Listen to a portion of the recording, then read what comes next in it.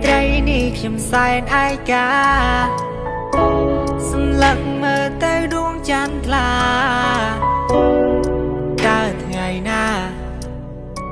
ខ្ញុំមានស្នេហាដូចគេ វាជាទម្លាប់របស់ខ្ញុំរស់នៅម្នាក់ឯងឯកាទៅណាមកណាក៏ឃើញគេសុទ្ធតែមានសង្សារតើខ្ញុំជាមនុស្សបែបណាឬមួយរូបខ្ញុំមិនល្អទៅគ្មានអ្នកណាប្រាថ្នា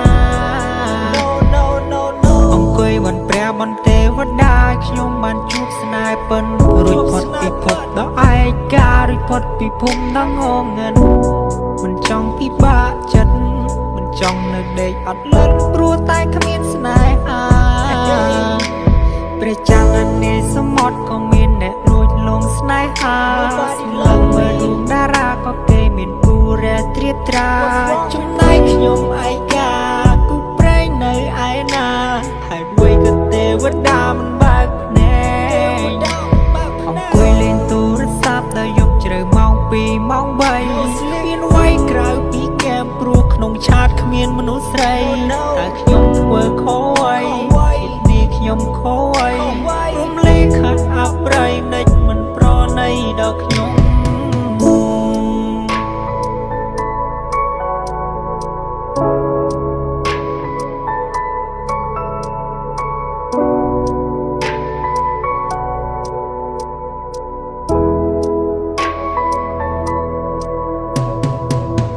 ខ្លាយទៅជាភាសាបាសីហោះហើរទាំងគូត្រកងចង់រស់នៅម្នាក់ឯងកណ្ដោយកណ្ដែងគ្មានគូសាសងតែណាជួយប្រាប់ខ្ញុំផងលើណាទៅរកស្នេហ៍ពិតឲ្យខ្ញុំដូចចិត្តបានដូចបំណងខំស្រ័យសូមមេឃក៏មេឃមិនតបខំស្រ័យសួរដីក៏ដីមិនឆ្លើយរយប់ដេកយំម្នាក់ឯងកណ្ដោយកណ្ដែងទឹកភ្នែកចុកខ្នើយអោបេះដូងខ្ញុំឲ្យពេលណាលើកលែងឲ្យខ្ញុំបានជួបស្នេហាបើសិនជាអាចខ្ញុំមានអំណាចមានឥទ្ធិពលខ្លាំងក្លាចង់ហោះឲ្យផុតពីភពផែនដីរួចហើយទៅជួបនឹងទេវតារួចហើយខ្ញុំសួរលោកថាគូព្រេងខ្ញុំនៅឯណាហេតុអ្វីខ្ញុំរស់ឯកាម្លេះនៅលើលោកនេះអ្នកណាជាអ្នកគ្រប់គ្រងព្រំលិខិតលោកនេះគ្មានយុទ្ធធម៌មានតែរឿងរ៉ាវធ្វើស៊ីផ្លើចិត្តខ្ញុំចង់ដឹងការពិតអ្នកណាអ្នកប្រឌិតឲ្យជីវិតខ្ញុំរស់នៅឯកា